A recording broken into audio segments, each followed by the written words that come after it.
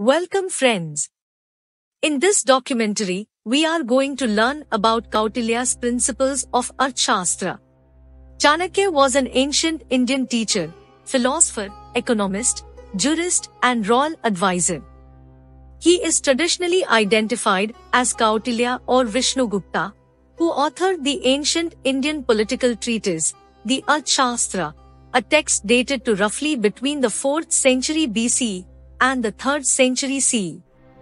As such, he is considered the pioneer of the field of political science and economics in India, and his work is thought of as an important precursor to classical economics. His works were lost near the end of the Gupta Empire in the 6th century CE and not rediscovered until the early 20th century. Chanakya assisted the first Mauryan emperor Chandragupta in his rise to power. He is widely credited for having played an important role in the establishment of the Maurya Empire.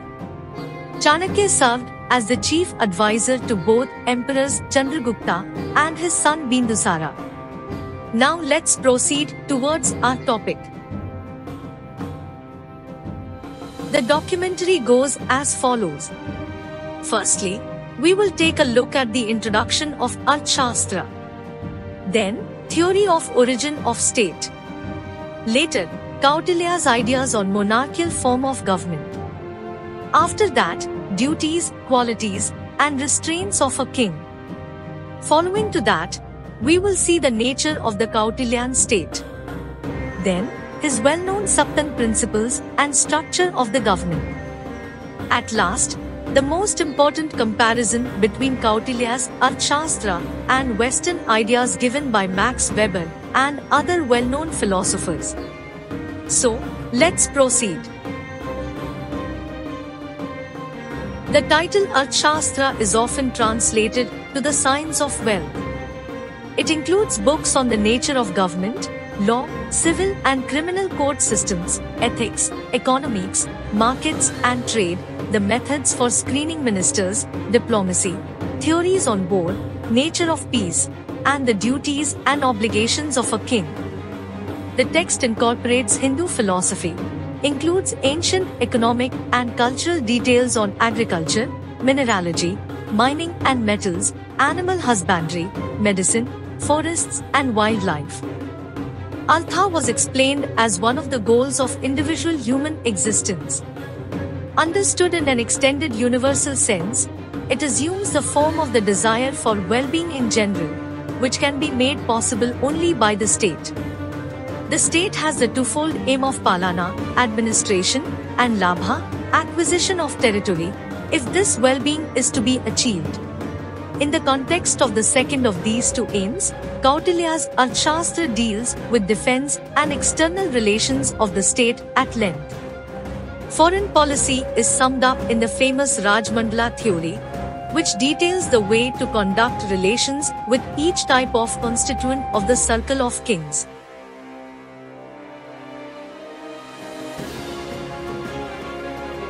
Chanakya emphasized on the era before the emergence of state where anarchy was prevailing, in which weaker section of the society was humiliated, killed, tortured by the powerful. This stage was known as Matsanyaya. Chanakya more emphasizes on religion as the source of power to king. Chanakya's political thought on state revolved around the idea of kingship. As it was very frequent in the Indian subcontinent, he was in full support of monarchy, and only monarchy can bring justice, happiness, just form of society, and end of Matsanyaya, that is, the state of anarchy. Kautilya's philosophy says state as central theme. Monarchy system was adopted in that time. Kautilya had discussed about state's origin, nature, and its working. In regards to origin of state, he accepted the theory of social cohesion. There was injustice everywhere in the society. So, Manu had been selected as the ruler. Indian religious epic Manusmriti's writer Manu had been considered as to be first Indian king. People decided to give the 1/6 of their harvest, 1/10 of their trades, and some taxes from gold. He could only use this wealth for welfare and security of the people. Thus, Kautilya's view was used for social cohesion. According to Western philosophers, state originated through the social contract. Humans give their authority to the state.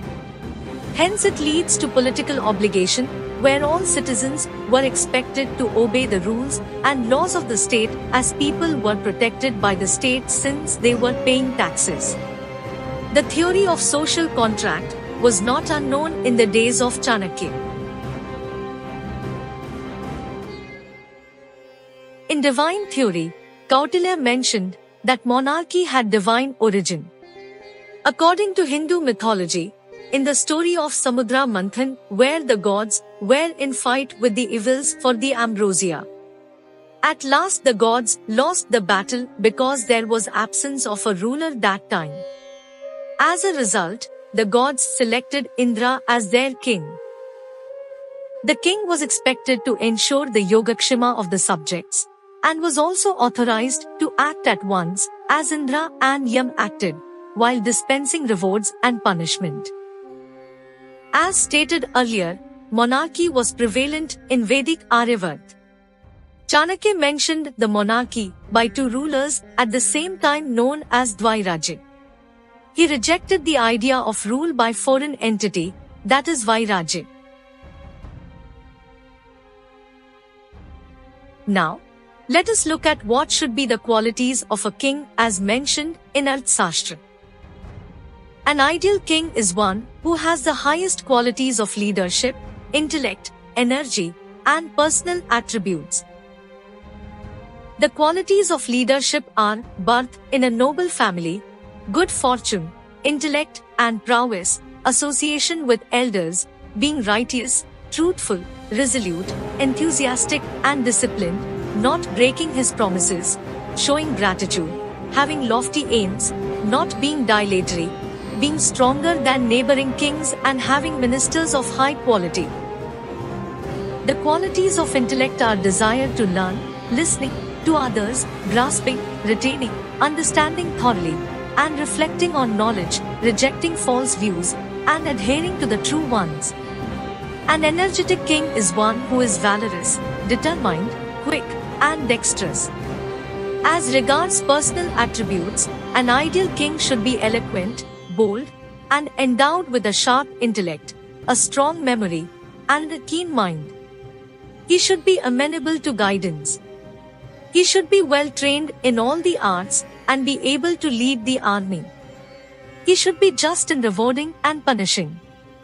He should have the foresight to avail himself of the opportunities by choosing the right time, place, and type of action.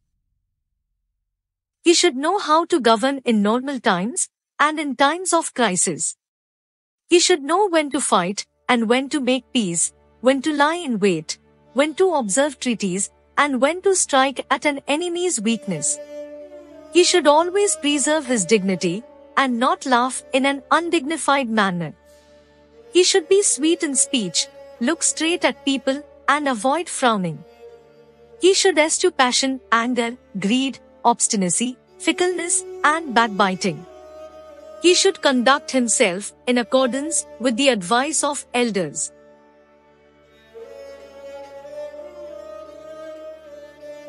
Since the king is synonymous with the Kautilyan state, we first note the kind of attitude and behavior that Kautilya recommends for him.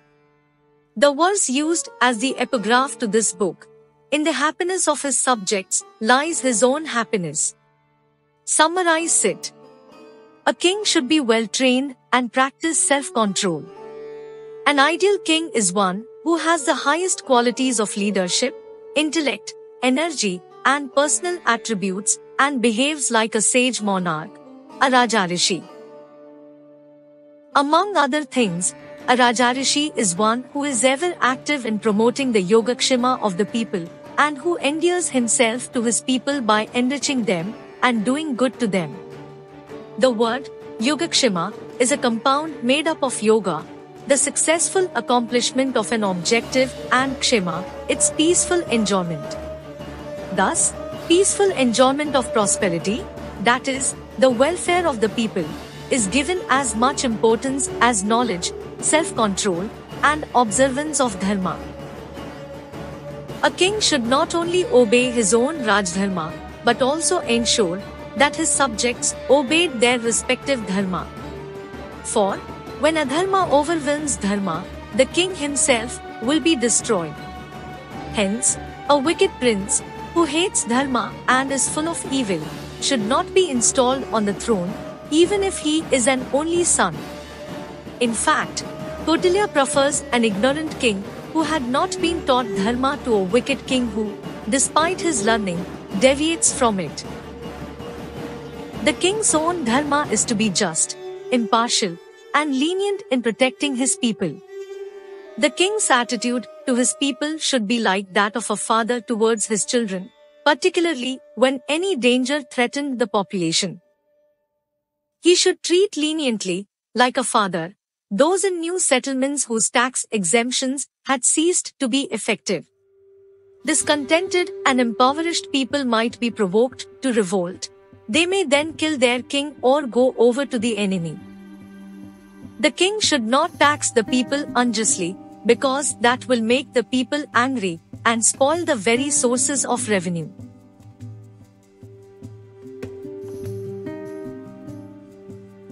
As it is rightly said, power tends to corrupt, and absolute power corrupts absolutely. So, it was necessary to keep a check on the king and the government. There were no direct checks on the king. Although indirect checks by the Rajpurohit, Ratnins, and by his subject are mentioned in the Arthashastra. The Rajpurohit claims the text must be one who is well educated in the Vedas and its 6 Angas. As it is already explained that a king's welfare lies not in his own pleasure, but is that of the subjects. In Kautilya's book, the idea of a welfare state is repeated with great force. According to him, the king must ensure that people of the 4 Varnas and 4 orders of life keep to their respective path, repetition duties, and occupations. He warns that a reckless prince will easily fall prey to enemies. The science of Dandniti in Arthashastra is among the important chunk which dealt with civil and criminal laws to bring law and justice in the society. He says the importance of Dandniti is to bring justice and control unwanted and disturbing elements of society which can create chaos and ruckus. There are different setup of punishment given according to crime done, which he took from Manusmriti and Mahabharata. According to Chanakya, system of punishment is a must for any of the society, otherwise it may lead mayhem, hence anarchy. There should be fear in subjects of done, which could lead to an existing good and just society. A system of punishment is must for a stable society.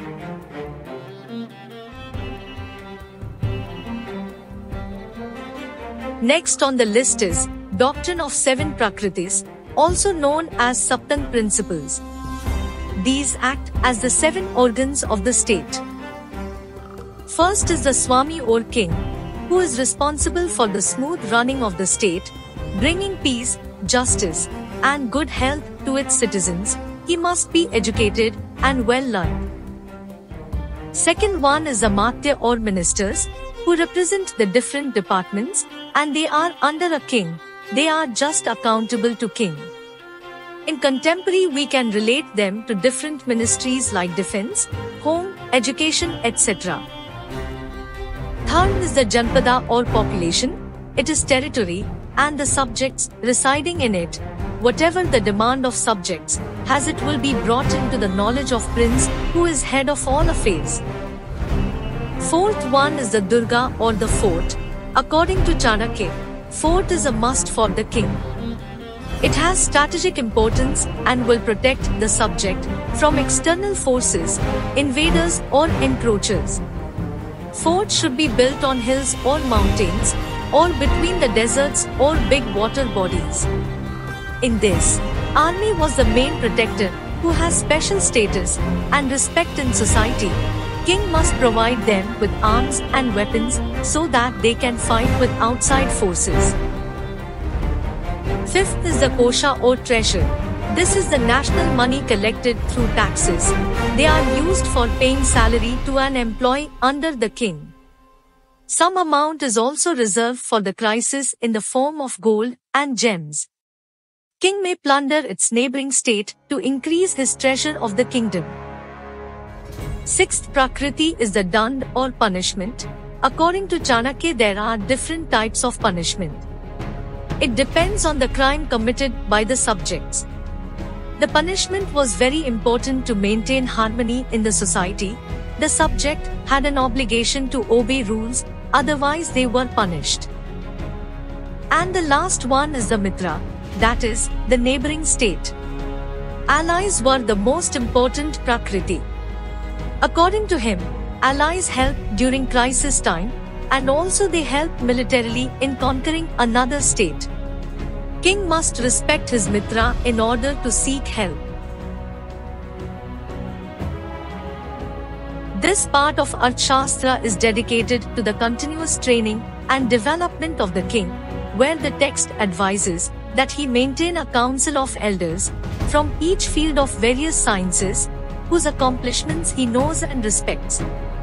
It also describes the process of selecting the ministers and key officials, which it states must be based on king's personal knowledge of their honesty and capacity.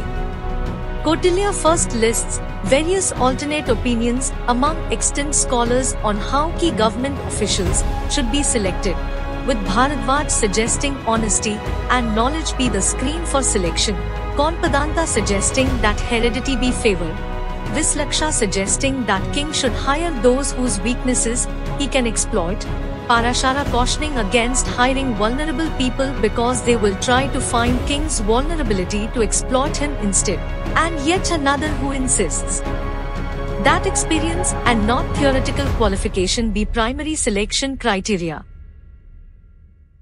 Kautilya, after describing the conflicting views on how to select officials, asserts that a king should select his amatya based on the capacity to perform that they have shown in their past work, the character, and their values, that is accordance with the role.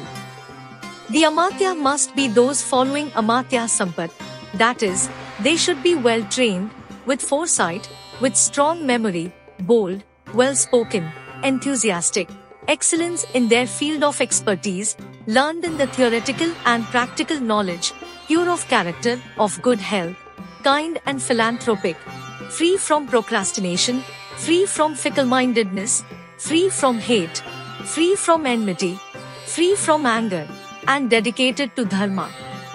Those who lack one or a few of these characteristics must be considered for middle or lower positions in the administration, working under the supervision of more senior officials.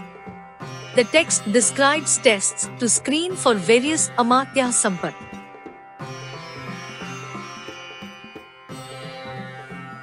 Chanakya and Max Weber belong to different era and societies. Their theories also reflect the societal setup of their time. In spite of their differences, it is important to compare these great thinkers of East and West. It helps in understanding the administrative setup of past which evolved over a period of time. These comparison helps in development of comparative public administration branch, which also led to theory of developmentary administration. In the era of globalization, it is very important to explore other parts of the world in every aspect and develop new theories for practical usage. First of all, there is a significant difference between the two societies. India was traditional, while Germany had acquired some aspects of legal rational authority. Unlike Max Weber, Kautilya never made a serious attempt at theory building. He had a normative and prescriptive approach in his treatment. Weberian bureaucratic model is based on authority, while Kautilya's analysis focuses on the concept of control. As a result, Kautilya and Max Weber differ based on legitimacy of authority. One similarity which can be seen is that both were keen on the efficiency and rational aspects of administration.